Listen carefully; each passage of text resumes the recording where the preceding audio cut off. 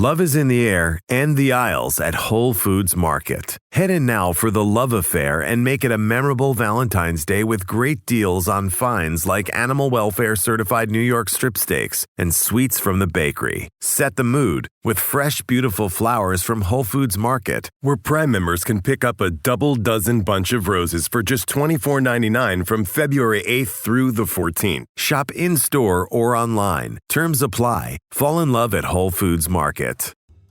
I'm Jen Taylor Skinner, and this is the Electorette. On this episode, I have a conversation with Rachel Fay and Dr. Raegan McDonald Mosley of Power to Decide.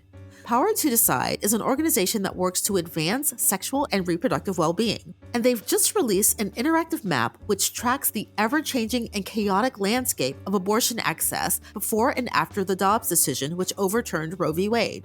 This tool, the interactive map, it really illuminates just how quickly abortion access worsened following the Dobbs decision last year. And I'll provide a link to the map in today's show notes, but in this conversation with Rachel and Dr. Raegan, we take a deep dive into that data, and we talk about what the Dobbs decision has meant practically for people seeking abortion care and what their lives have been like. And we talk about how we can restore abortion access nationally. And honestly, restoring abortion access is not going to be an easy or a quick journey. So without further ado, here is my conversation with Rachel Fay and Dr. Raegan from Power to Decide. So Dr. Raegan, Rachel Fay, welcome. Thank you for joining me. Thank you so much for having us. So this year would have marked the 50th anniversary of Roe v. Wade. And of course, that's the Supreme Court decision that granted us the right to choose whether to have an abortion or not. And I wanted to simply state what Roe v. Wade granted, because I've noticed that over the years, the definition of Roe v. Wade has kind of been muddied by the public debate. So I just wanted to be clear about what we would have expected under Roe v. Wade. But, the Dobbs decision came down, last summer.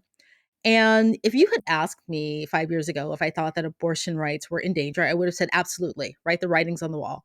But if you'd asked me if Roe would not make it to his 50th anniversary, I would have said, of course it will, right? I did not see the Dobbs decision coming, or at least I saw it coming, but I was still blindsided by it. And I think a lot of us were.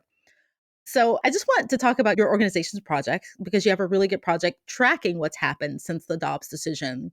And it's an interactive map. And I love this map, by the way. It's really brilliant. It tracks the abortion access landscape across the country. And you can see how the abortion access has been eroded since the Dobbs decision last summer. So I'll just pose the first question to you, Dr. Raegan.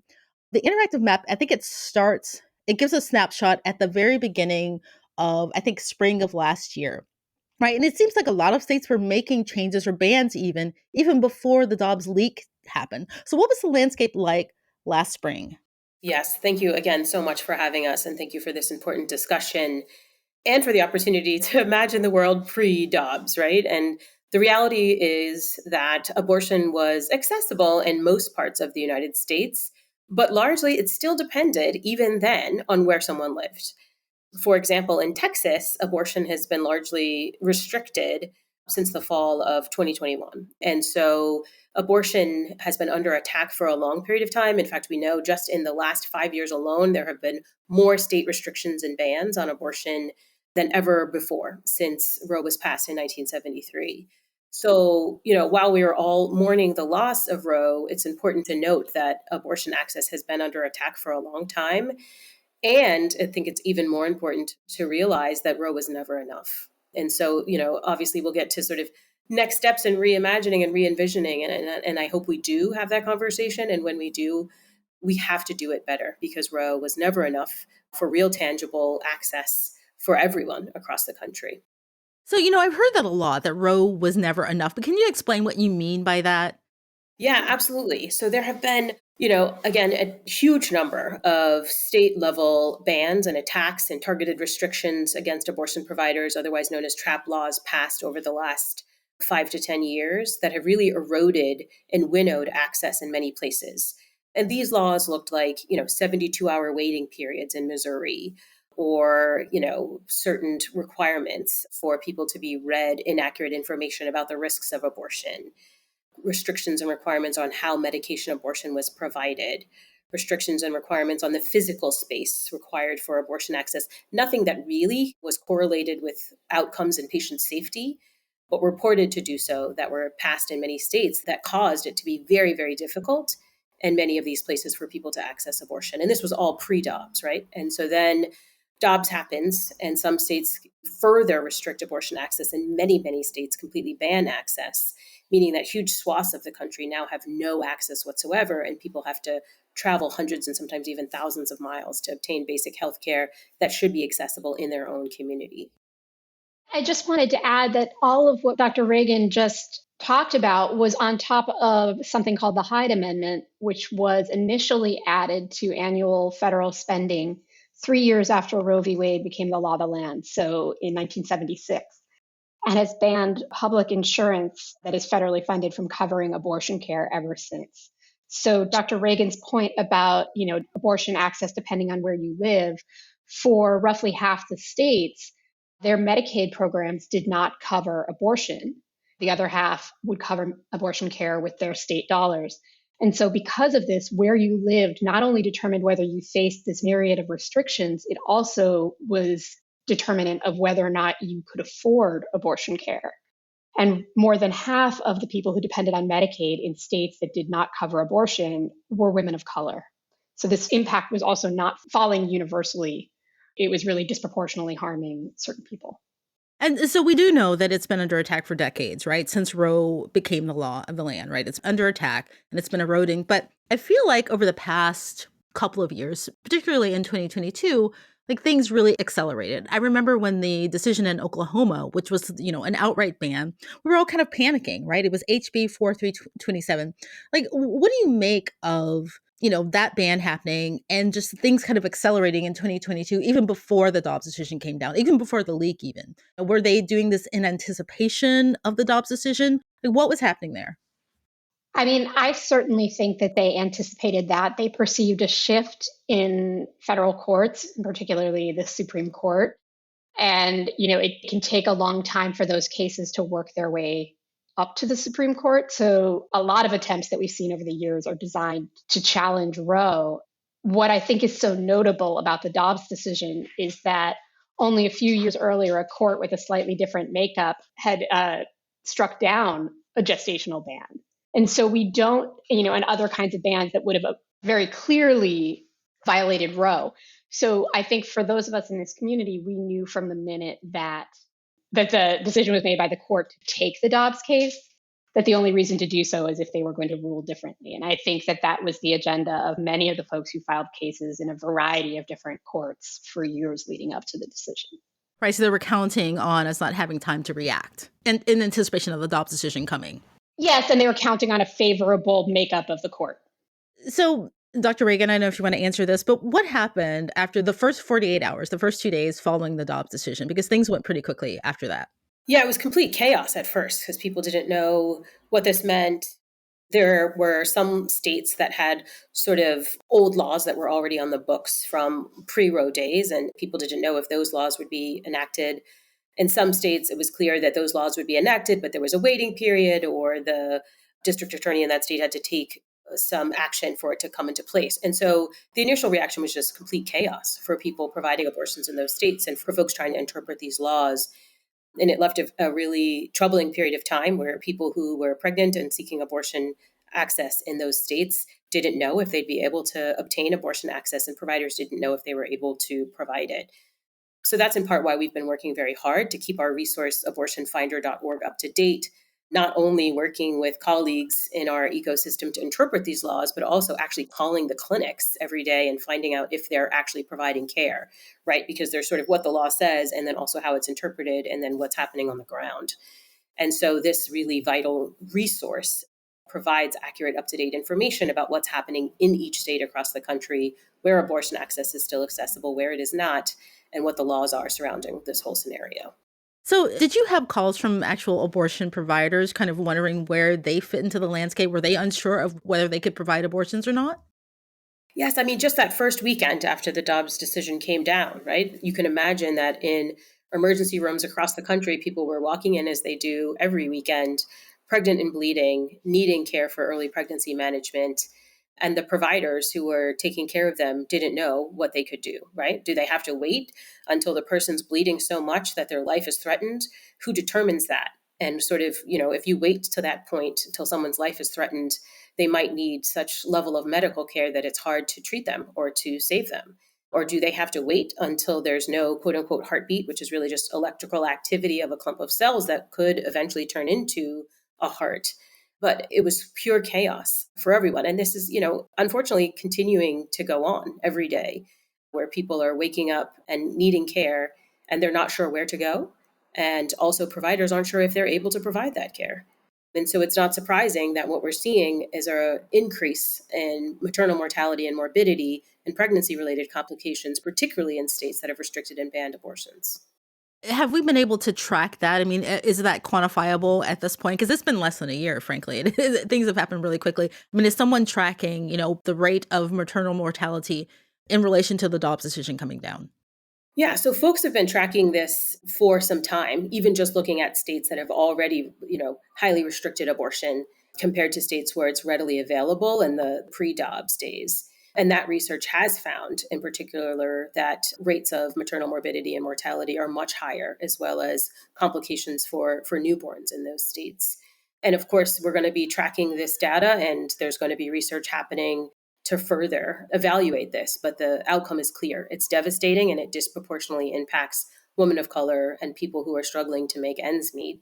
And it's important to note that 7 out of 10 Black women live in states where there is a ban or a restriction. So again, will disproportionately impact Black women and families. But we know the direct link and through line to increases in maternal mortality and morbidity. In addition to the actual data that we're seeing, there have been very well done studies by demographers estimating what the impact will be. And one study showed that there could be a 20% increase overall in maternal mortality, which is already terrible in our country, and up to 30% higher for Black people. Right. I think we have one of the worst rates among Western countries. I mean, considering, we're supposed to have advanced modern medicine here, we have one of the worst rates of maternal mortality. We have one of the worst rates, and that rate is 3 times higher for Black women in this country. And what is very clear is that this will absolutely worsen in this post-Dobbs era across our country. Yeah. I just want to state for the record, because it's kind of unbelievable when you hear it out loud. This has all happened in less than a year. Really, it's all accelerated, within 6 months, right? Because this is why the interactive map is so important. Because if you look at it and there's a slider on it, and I'll link to the map in the show notes, but if you use the slider, you can see just how quickly things have happened. But if you look at, let's say, last April, if you go all the way back to last April, there was at least one abortion provider in all 50 states. And if you go to December of 2022, if you slide down to December, it looks like a good third of the map is highlighted as, states not having an abortion provider. So I think how many states now don't have an abortion provider, not a single abortion provider? And Rachel, do you know? Yeah, it's 14 states that have no clinics offering abortion care. And that's just heartbreaking. It's also something that's causing a huge strain on providers in other states, because those who are able to travel, that, the bandwidth, the capacity is not there necessarily to take all that additional patient load. It's critical right now. I think we're seeing sort of a hobbling of the entire care network. Yeah. And another thing that I noticed when I was looking at the map is that even before it started happening, even before Dobbs, there are quite a few states that had fewer than 5 providers. Right now, I live in Washington State, where it's pretty progressive. We are one of the states that has, more providers. We have over 21. I don't know the exact number, but we have a high number in comparison to a lot of states. But a lot of states only had one provider, and I'm assuming this is a part of the strategy of reducing abortion access nationally. Yeah, I think it goes back to our initial conversation around just the crazy number of abortion restrictions that have been enacted in the last 5 to 10 years. There were 1,336 abortion restrictions since Roe v. Wade, and a huge spike just in the last couple of years, pre-Dobbs, right? And so these restrictions have often made it just very difficult for providers to continue to provide care and to comply with the restrictions, to the point that many places closed. And, even if Dobbs was overturned tomorrow, let's say, and we went back to the pre-Roe days, it's not like these clinics are going to automatically reopen right away. And we've seen that historically. For example, back in 2013, there was a bill with a number of targeted restrictions against abortion providers in Texas called HB2. And after that, a large number of abortion providers closed in Texas. And then after that was overturned in 2016, most of the places that were closed did not reopen immediately. It's not, it's not like flipping a switch, where you can have a full staff and hire people right away. And so there are going to be generational impacts of this decision, even if it was overturned tomorrow, which it more than likely will not be. What we're seeing is a really concentrated effort to ban abortion nationwide. That appears to be the end goal. And the Dobbs decision, was a gut punch to access. Unfortunately, I think what we're seeing on the horizon is potentially another gut punch coming soon. There's a case in Texas, Alliance for Hippocratic Medicine versus FDA, in which a conservative group is asserting that the FDA should never have approved mifepristone back in 2000. Mifepristone being one of the drugs in the 2-drug regimen that is medication abortion. And, medication abortion accounts for 54% of all abortions nationwide. There's, tons of safety data. Dr. Raegan knows even better than I do just how safe and effective medication abortion is. But the lawsuit has been referred to a judge in Texas, Matthew Kaczmarek, who has, quite the record of upholding these kinds of claims. And if in this case he accepts the plaintiff's arguments, we could see a nationwide ban on medication abortion, which would just decimate the existing access we have now. So that could be coming very soon.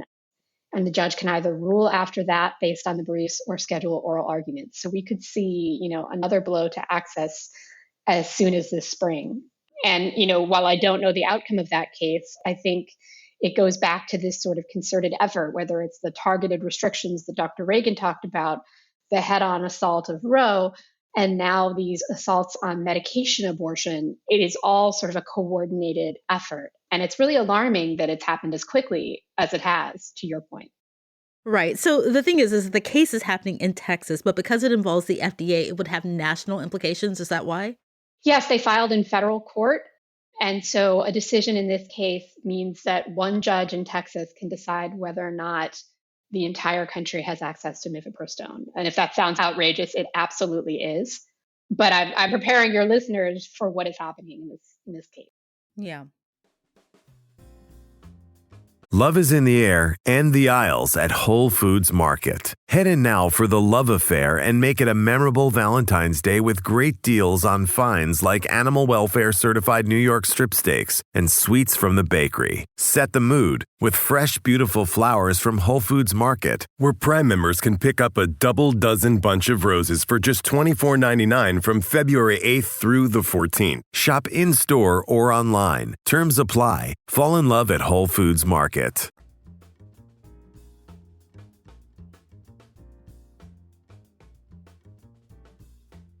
I do want to comment on what happened in this most recent election was really also unprecedented. We have never seen such a reaction that the number 1 or 2 issue for voters coming out of the polls was abortion. To see every anti-abortion ballot initiative defeated and a number of abortion protections passed through ballot initiative is really amazing. And I think it shows the power of, quite frankly, staying angry and staying engaged in this. So while we've been talking a lot about all the things that are going wrong, and it may get worse before it gets better, I do think that we are talking about an issue that is an 80-20, if not better, issue for Americans. By that, I mean that roughly 80% of Americans want abortion to remain legal nationwide. So we're in a situation where minority opinion may be temporarily prevailing, but it's never good when you're trying to force the minority opinion on the majority. Yeah, I think what I would like to add is just, sort of a face to this, right? Like it's one thing to sort of look at a map and see a state turn from pink to black and just look at these changes over time on our interactive maps. But the reality is this is impacting people across the country every single day. And as you pointed out, Jen, that a lot of the states now that have no access had very little access before. It was already really challenging. And these bans were already impacting particularly people of color and people living in rural areas and people struggling to make ends meet. And that is bleaker now. The reality is that, over 50 in-person providers have now closed just in the last few months since the Dobbs decision. The Society of Family Planning published research about what happened in just the first 2 months after the Dobbs decision and found that there were 11,000 fewer abortions than in a similar time period previously. And we know what happens because of good research to people who are denied a wanted abortion, right? There's increased economic insecurity, poor physical health. People are more likely to stay in abusive relationships, and their existing children are less likely to meet their developmental milestones. So this is impacting real people every day. In fact, I talked to a young woman just last week whose pregnancy was impacted by a severe fetal anomaly. And she found herself in the situation of having to travel from Florida very far away to Maryland, where I live, to receive care. And it was extremely stressful for her. And not only that, but there was a huge economic burden for her and her family, her husband and her child. And so while, this is going to be our unfortunate new reality, we have to do everything possible to connect people to care and services while we're also doing the work to build a better structure and more political support for abortion access across the country for everyone. I'm so glad you mentioned that this is an economic issue, because I remember back during the midterms, before the midterms, that whole cycle, pundits kept saying, well, women, people in general don't care about abortion. They care about the economy, they care about inflation. And what they kept overlooking was that abortion and access to abortion is absolutely an economic issue, right? And if they had thought about it in that terms, then maybe the forecasting would have been a little bit more accurate. But speaking of positive things and, women turning out during the midterms, a lot of states have come in, and I think you've spoken to this, and tried to help. Some have tried to codify Roe on some level. And, so states have been stepping in, and that's a positive thing as well. It's a hugely positive thing. And, states like Maryland that I didn't think could get any better have passed additional protections in the days since the Dobbs decision. A lot of states are also reacting to, threats from states that are banning abortion about going after providers who are providing care in a state where it remains legal. So offering those kinds of legal protections, we've seen the Department of Justice issue a letter about the judgment, essentially about the ability to receive medication, abortion, pills through the mail. So, I think there's a lot of things happening at all levels to manage and mitigate the harms of this. No one thing can do all of that, but there's, a wonderful support network of people out there who are helping those that need to travel, not only with the cost of their care, but with the cost and logistics associated with traveling, for example, as Dr. Raegan said, from Florida to Maryland to get care. And that's happening, in an incredible way. And that system existed before Dobbs. It was built to handle all these restrictions that Dr. Raegan talked about. And we at Abortion Finder are trying to help those folks to coordinate and communicate and collaborate through our platform so that we can do an even better job of helping as many people as possible. So in addition to the great things that states are doing, there's also a network of caregivers, of practical support organizations, of abortion funds that are doing yeoman's work to make the best in this situation. But it is heartbreaking when we think about those that inevitably will be forced to remain pregnant against their will. And as Dr. Raegan said, the consequences of that are extreme. And certainly there are economic consequences. Yeah, and I think that storytelling is a big part of this. Like when I just heard you restate again about someone having to travel from Florida to Maryland, like that's not a short trek. Like that's, I think people should really stop and think about what the position that a lot of people are in, not just economically, but imagine being, a young person, who is scared, or maybe having someone who has health issues, having to travel from Florida to Maryland to get abortion care, right? That's just untenable. Absolutely. As you talked about, it's an economic issue. I read a report earlier today that something like 60% of Americans are now living paycheck to paycheck, and that's increased almost 10% during the pandemic and as inflation has risen. Imagine if you're living paycheck to paycheck, if you have just enough money to put gas in your car to get to and from work, if you have just enough money to arrange for childcare when you need it for the children you have, and you work a job where taking time off means lost wages, how are you supposed to navigate all of those things and need to travel from Florida to Maryland or from Texas to Illinois to get care? Right. And I think that's what Dr. Raegan is saying about putting a face on it. It's unacceptable that a basic part of reproductive health care would require that level of economic burden. Right. Dr. Raegan, you were going to say something? Yes, just to add that over the summer, we conducted in-depth interviews with people who sought or had abortions who were coming from states where abortion was banned or restricted. And our research found that abortion seekers feel completely overwhelmed with the process of arranging the increasingly complicated logistics of getting abortion care, right? Finding an appointment, getting the funding for that, navigating the travel and all of the costs. We also found that people have significant unmet needs for emotional support as they move through their journey. So abortion bans and restrictions are making people feel alone and abandoned at a time when they should be supported and affirmed. So absolutely, this is an economic issue. It's a mental health issue. It's an education issue. It's going to have longstanding impacts on people and communities, and in particular in communities that already face significant inequities currently. This is something that kind of keeps me up at night. So if we could have a quick discussion about this, I feel as if we are, and you can correct me if I'm wrong, but we're far from a solution, right?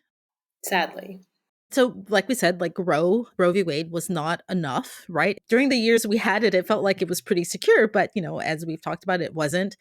I really don't know what coming back from this looks like, because like we've stated, doing this at the state level is not tenable. We're probably at a legislative stalemate. I don't think there's any legislation on the table that's viable. How do we come back from this? So I think the answer is it's going to take a long time. It took a long time for an anti-abortion movement to get the kind of what they call success, what I call heartbreak, to get that through. And we're going to have to build long-term for that future. To your point about storytelling, we've got to end the shame and stigma around abortion. I have heard more of my friends' abortion stories in the last 6 months than in the cumulative time I've known any of them. And so I think we have to start talking about the ways in which this is common and a basic part of reproductive health care, because if we quote unquote otherize it, we're going to keep facing this sort of, we're going to treat it differently. It can't be touched and all of that. So one thing that really encourages me is that I think policymakers who support abortion access have stopped being afraid of saying the word abortion and of supporting abortion access in really meaningful ways. It doesn't mean those are going to pass in this Congress, but it is a change in where we were with some of those same folks a decade ago. And so that's my first piece. The second thing is, we have to invest in the things that work right now to help as many people as we can. So as we talked about, we have resources like Abortion Finder that are there to help people in the interim. And while what they are able to show may be a really difficult abortion landscape, we want to make sure it's as efficient as possible for people to get care. And then I think to build that future, it has to be a future that doesn't just think about abortion being legal. It has to be about abortion being available to everyone, for people to truly and meaningfully have access. And that means not having to jump through hoops to get care. That means training the next generation of abortion care providers. That means helping people access medication at brick and mortar pharmacies, as the FDA recently put out new guidance on. And so all of these things, I think, will change both the interim and the long term. But the truth is that, well, when it's been burned down as much as it has been, we have to start and build, a new vision of what abortion access is going to look like in this country. And nothing we had before is remotely adequate. I couldn't agree more. We really have to reimagine and create a world that goes beyond Roe to one where all people, including people of color, people of lower incomes, people in rural areas, can access high quality abortion care and services without shame or stigma in their own community. Right. Like we talked about earlier, the majority of Americans, I think it's something like 80%, want abortion access. They want abortion to remain legal. But what we need is to normalize the idea that abortion care is the same as healthcare, right? And for people to not only support it, but support it loudly and full, with their full throats, right? To really support it, to be able to normalize it. And then, maybe people will fight harder for it, more people, and, more openly and harder, possibly. I think that's 100% right. I was just going to add, I remember when I was a young doctor in training that there was a midwife who came and spoke to us who had been doing work around the full reproductive life course. And she said, there aren't women who have abortions and women who have babies. There are the same women at different periods in their life. And I think that people in America are waking up now to this reality that, the full life course, the reproductive life course of people can be complicated. And sometimes it means that they have a pregnancy that has complications that need care. And sometimes it means they have a pregnancy that they don't feel like they have the means to continue. And sometimes it means that they continue a pregnancy and need a high level of specialized care. And we should be able to access all of those high quality services without shame and stigma, again, in our own communities. That's so good. That's so good. I'll have to remember that. Well, Dr. Raegan and Rachel Faye, thank you so much for joining me today. And thank you so much for taking time to talk about this and for all the work you're doing there. Thank you so much for having us.